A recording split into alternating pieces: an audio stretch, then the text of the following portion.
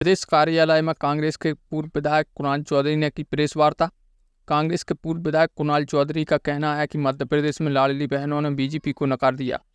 कुणाल चौधरी ने आंकड़ों का हवाला देते हुए बताया कि 2019 में हुई वोटिंग प्रतिशत के मुकाबले 2024 में महिलाओं ने कम वोट देकर साबित कर दिया है कि बीजेपी की झूठी घोषणाओं और वादों पर भरोसा नहीं करती है। कुणाल चौधरी ने कहा है कि बीजेपी के कार्यकर्ता भी निराश है।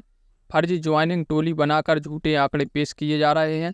भारतीय जनता पार्टी ने उन नेताओं को दरकिनार कर दिया है जिन्होंने कहीं न कहीं सरकार बचाने में विधायक की खरीद फरोख्त की थी, चाहे वह नरोत्तम मिश्रा हो, अरविंद भदौरिया या पूर्व सीएम शिवराज सिंह चौहान। सुनिए पूरी प्रेस वार्ता, क्या कहा कुणाल चौधरी ने। वो परिवार के लोग जिनके ऊपर सबसे बड़ी जवाबदारी है कि इस देश के संविधान को बचा के रखें, इस देश के लोकतांत्रिक मूल्यों को बचा के रखें और इस देश के जो मौलिक अधिकार जो जनता के उसके प्रति लोगों को सजग करते हुए और जो कर्तव्य सरकारों के जो लोग सत्ता में आने के लिए जिन वादों को करते हैं उसके बाद जब 5 साल बाद हिसाब का समय आता है, क्योंकि राइट टू रिकॉल का अधिकार हिंदुस्तान की जनता को इस संवैधानिक अधिकार ने दिया है और उसको याद दिलाने के लिए सबसे बड़ा अगर कोई सजग प्रहरी है और मुझे लगता है इस संवैधानिक लोकतांत्रिक व्यवस्था में सबसे बड़ा कोई विपक्ष होना चाहिए तो मीडिया है। ऐसे मीडिया के परिवार के लोगों को प्रणाम करता हूं, नमस्कार करता हूं। आज एक महत्वपूर्ण रूप से प्रेस वार्ता के अंदर आपके लिए मुझे आने का मौका मिला तो मैं आपको प्रणाम करते हुए कुछ बातें जो कल का मतदान हुआ उसके बाद कुछ बातें मुझे याद भी आई, कुछ शब्द मुझे याद भी आए और जनता ने जिस तरीके से भारतीय जनता पार्टी को नकारा है, जिस तरीके से पूरी ताकत के साथ जनता ने और जो हमारी खास तौर पे बहना है वो दिख रहा है इस वोटिंग से कि हमारी लाडली बहना भारतीय जनता पार्टी के क्रियाकलाप से, इनकी सत्ता से, इनके झूठ से, इनकी नफरत की बातों से, इनके पूर्ण रूप से जिस तरीके के वादों से और जो रोज मूल मुद्दों से ध्यान भटकाने की कोशिश कर रही है उससे हमारी बहनें नाराज। क्योंकि कल का वोटिंग परसेंट देखा, लगभग 11% बहनों का 2019 से वोटिंग परसेंट कम हुआ, 11%। और अगर आप विधानसभा से बात करें तो मुझे लगता है कि 15 से 17% वोटिंग प्रतिशत मध्य प्रदेश के अंदर इन सीटों के ऊपर खत्म हुआ।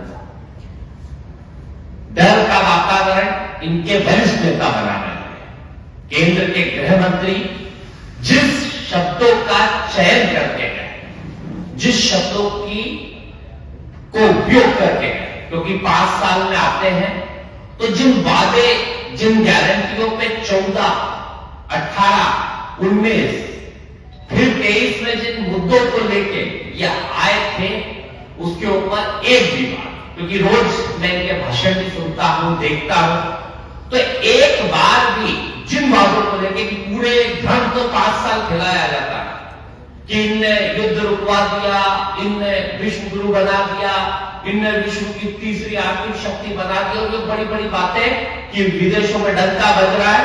और जब वोट मांगने आते हैं तो सिर्फ नफरत, घृणा और कैसे अपशब्दों का चयन किया जाए और कैसे डर के माध्यम से लोकतंत्र को कत्ल किया जाए, उस बात को लेकर भारतीय जनता पार्टी के सारे नेता कोशिश करते हैं।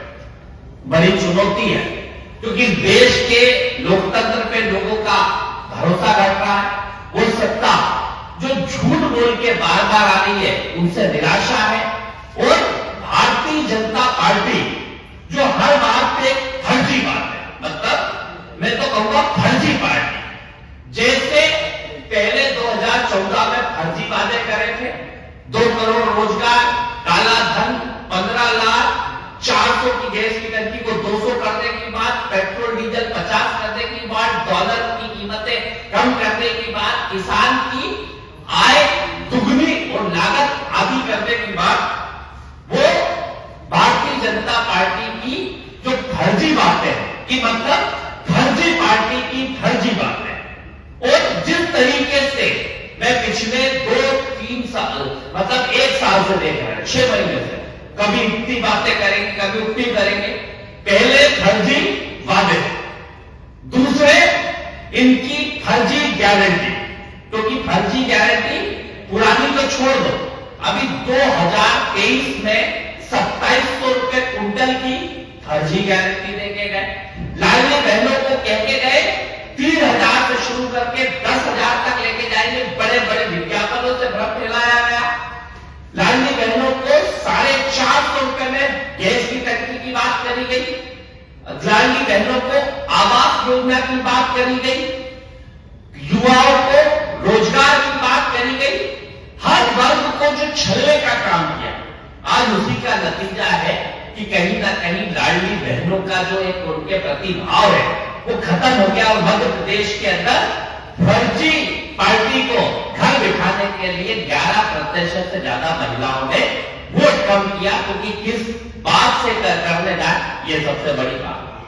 फर्जी बातों को और आगे करते हैं, एक फर्जी ज्वाइनिंग टोली बनाई है, मतलब ये मुझे दुख भी होता है उनके लिए कि एक नरोत्तम जी है, एक अपने अरविंद भदौरिया जी है, क्योंकि जब सत्ता को गिराने की बात तो क्या मालूम कहां से लूट के पैसे लेके आए, मतलब क्या मालूम कितना भ्रष्टाचार का पैसा था जो विधायक खरीदी में लगाया।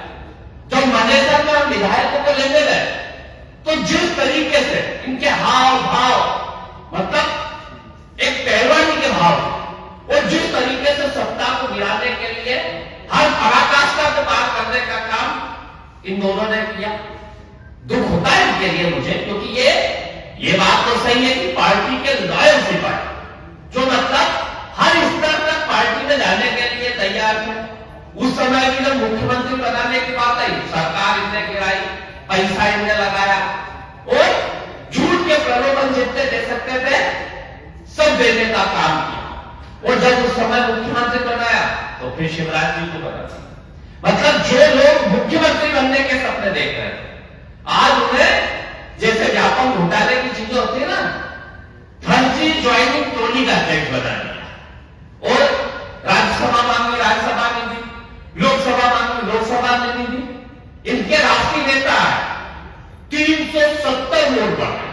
मतलब दुख इसलिए होता है कि इन लोगों ने पार्टी के लिए पूरी लड़ाई लड़ी, इनको राज्यसभा बनना था, लोकसभा बनना था, मुख्यमंत्री बनना था, और फर्जी ज्वाइनिंग टोली के अध्यक्ष बन के रोज फर्जी आता है। 200 लोगों की जगह होगी, हाल में घोषणा करने के 5,000 लोगों ने ज्वाइन करी। अभी मैंने सुना किसी दिन कह रहे 4 लाख कांग्रेस के सक्रिय लोगों को ले लिया। हमें नहीं पता कि इतने 4 लाख कांग्रेस में इतने सक्रिय थे जो उधर चले गए, और उसका नतीजा देख रहे हैं कि हर बूथ पे 370 वोट बढ़ा देंगे। मतलब एक बड़ी बड़ी बात है, ये विश्व का सबसे बड़ा दल कहते हैं, विश्व की सबसे बड़ी पार्टी कहते हैं, विश्व में कहते हैं कि हर पन्ना प्रमुख है, तो इनके पन्ना प्रमुख भी फर्जी है, इनकी पार्टी भी फर्जी है, इनके घोषणाएं भी फर्जी है। और उसका नतीजा देखने को मिला कि इनके पन्ना प्रमुख जिनको बनाया जबरदस्ती मार मार के वोटर लिस्टों में, उन्हें भी वोट नहीं डाला। मतलब 370 वोट बढ़ गए थे और मुझे लगता है 370 कम हो गए।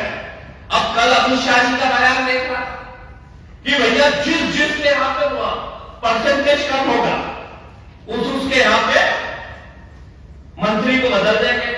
तो मैं तो टेंशन में आ गया कि मध्य प्रदेश में होगा क्या। मैंने मंत्रियों का हिसाब लगाया तो पहली जुकाम तो राजेंद्र शुक्ला जी की कब हटा दोगे। कल रीवा के अंदर वोटिंग हुई, लगभग रीवा में हुई 49%, जो पिछली बार थी 60%। तो अमित शाह जी को चुनौती, अगर आपने ये वचन बात करी है तो कल के कल राजेंद्र शुक्ला जी को हटा दो, कल के कल प्रहलाद पटेल जी को हटा दो, राकेश सिंह को हटा दो, उदय प्रताप जी को हटा दो,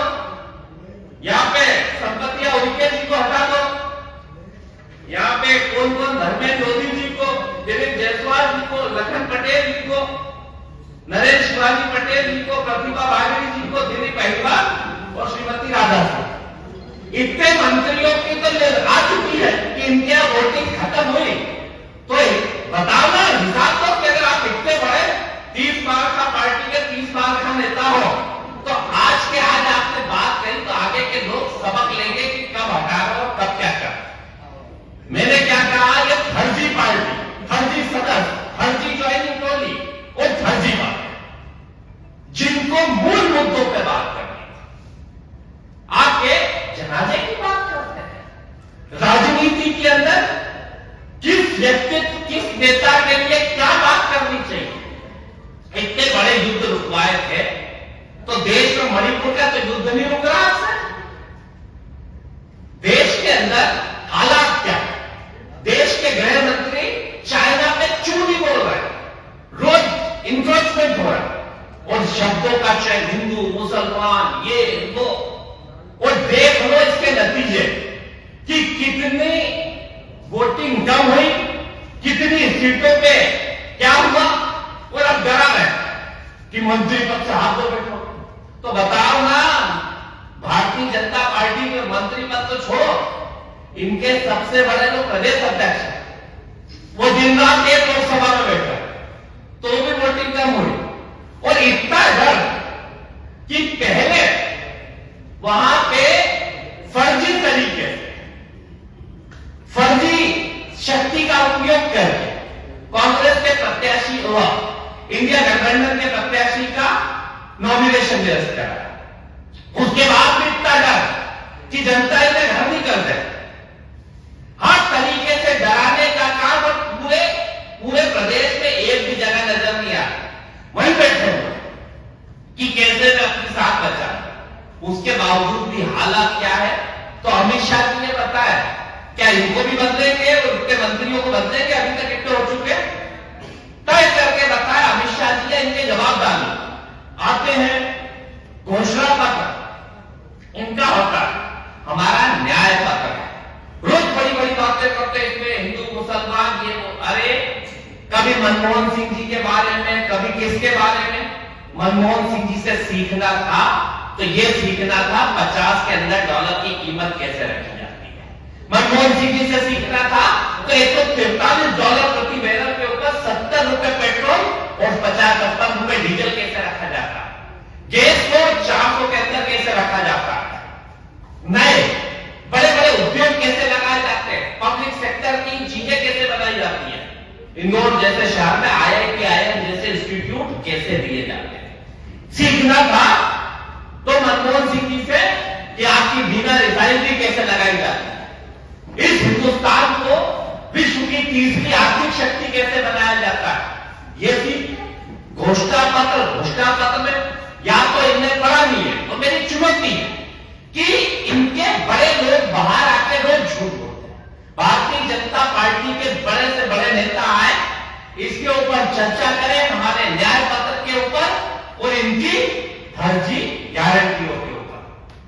स्पष्ट है भारतीय जनता पार्टी की फर्जी गारंटियों को, फर्जी पार्टी की फर्जी गारंटियां, फर्जी बातें और कहीं ना कहीं पूरी तरीके से फर्जी संगठन के फर्जी लोगों के द्वारा जो दिया गया, उसी का नतीजा है कि मध्य प्रदेश के अंदर वोटिंग कम हुई है। और झूठ और फरेब की राजनीति छोड़ के आगे वाले चुनाव में कम से कम ये बताने का काम करें कि 15 लाख का क्या हुआ, काले धन का क्या हुआ, अच्छे दिन का क्या हुआ, 2700 रुपए क्विंटल, 3100 रुपए क्विंटल धान का क्या हुआ, 2 करोड़ रोजगार का क्या हुआ। और इधर उधर की बातें कहा जाता है ना, तो इधर उधर की बात ना कर ये बता इन बादों का क्या हुआ। और जनता की जब आंधी आती है, तूफान आता है, तो इंडिया शाइनिंग भी ध्वस्त हुआ था, इस बार फर्जी गारंटियां भी ध्वस्त होगी। और एक कहावत है कि ये 3 सिपाही और घोड़े सब खाट धरे रह जाएंगे, आंधी जनता की आएगी और इस बार बीजेपी के परखच्चे हो जाएंगे और इंडिया गठबंधन की सरकार बनेगी। स्पष्ट रूप से दोनों जगह के अभी तक जितनी सीटों पे वोटिंग हुई है, वहां के ट्रेंड से सीधा समझ में आता है कि देश के अंदर इंडिया गठबंधन की सरकार बन रही है। मध्य प्रदेश में भारतीय जनता पार्टी से ज्यादा सीटें कांग्रेस पार्टी जीतेगी। महिलाएं इनसे निराश है, नाराज है और जिस तरीके से वोटिंग परसेंट कम हुआ है, इनके फर्जी आंकड़ों के द्वारा जो फर्जी बातें कही थी उसके खिलाफ लोगों के अंदर निराशा है। अब धमकी पे आ गए। देश के गृह मंत्री इनके नेताओं को धमकाते हैं। कभी एक कल विधायक का सुन रहा था मैं, वो कहते हैं कि अगर तुमने वोट नहीं करे तो बीपीएल रुकवा दूंगा।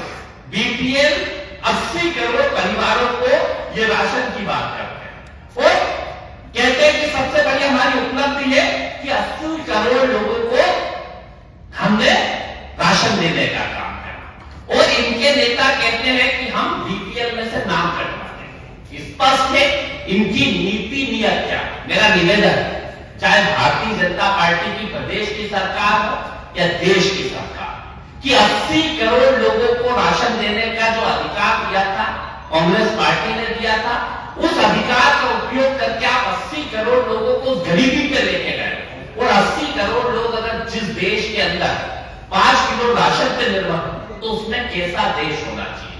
विज्ञापन में ये वंदे भारत की बात करते हैं पर लोकल डब्बों के ट्रेन के अंदर क्या हालत है उसकी बात नहीं। क्या 80 करोड़ जहां पे लोग 5 किलो राशन पे निर्भर करते हो, उनके लिए कैसी ट्रेन की व्यवस्था होना चाहिए। उनके लिए जो स्वास्थ्य सुविधा है कि आप करोड़ों रुपए में डॉक्टर बनाते हो, वो कितना महंगा इलाज करते हो, हॉस्पिटल कैसे, स्वास्थ्य सुविधा है कैसा होना चाहिए।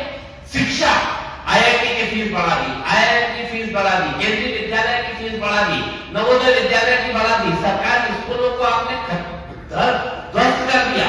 80 करोड़ लोग जिस देश के अंदर अगर 5 किलो राशन पे निर्भर हो तो उनके लिए शिक्षा कैसी हो, स्वास्थ्य कैसी हो, आधारभूत सुविधा कैसे हो, मूलभूत सुविधा कैसे हो।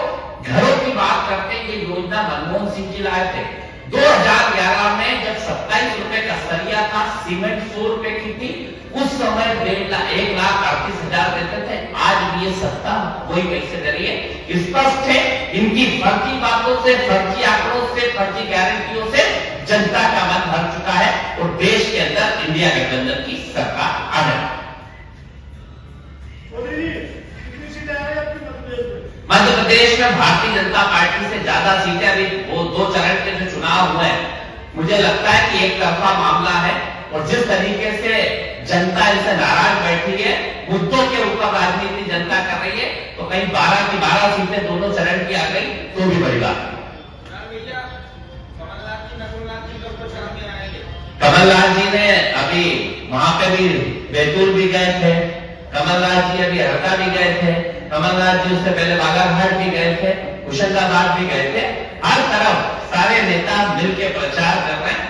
स्पष्ट है इस देश के लोकतांत्रिक मूल्यों को बचाने के लिए, संवैधानिक अधिकारों को बचाने के लिए कांग्रेस पार्टी का हर नेता लगा हुआ है।